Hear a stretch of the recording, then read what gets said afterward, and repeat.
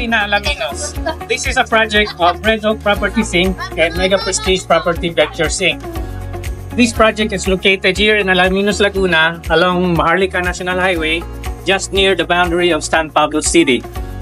This is the Avina Model House. This is their smallest house series, so-called starter homes, with a minimum lot of 96 square meters and the floor area is 85 square meters. So, let's start para makita ninyo ang loob ng bahay na ito. So, this is the house of Avina. Fully finished po ang bahay. Ibig sabihin, complete na po siya. This would be the turnover unit or turnover materials like the tiles, the paints. So, pag lumipat na ang buyers, lipat na lang, gamit na lang dadala nila.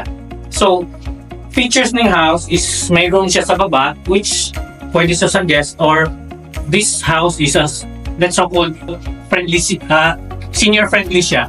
May room siya sa baba, or pwede rin gawin ng owners, maging office siya. So as I've said, starter home lang siya, so hindi siya gaano kalaki. So this will be our living room and our dining area. So, meron kayong kitchen dito. Pag sinurrender, ito na yung materials nila. So, hindi lang kasali itong overhead board. Basta ito na surrender niya. So, meron din siyang toilet and bath sa baba, which, kung makita ninyo, fully finished na rin siya. So, yung concept ng tiles niya is from floor to ceiling na siya. So, ang hindi lang kasali dito is yung salamin. So, dito sa back door niya, meron siyang space dito going to the carport. So, ito, pwede nila pa-extension in the future. Second floor tayo. So, ang isang feature ng bahay nito is when you go upstairs, high ceiling po siya. So, you could have your own chandelier if you want. Lahat ng partitions ng bahay na ito po is cement na po. So, wala siyang drywalling dito. So, dito sa second floor is meron siyang common toilet dito. So, just the same sa ground floor, hindi lang kasama niyang mirror. So, dito, isang room niya for the kids, which has more than enough space naman.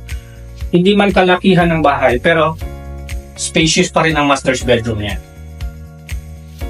Yung sliding door dito, so if you open this door, meron kang maliit na balcony.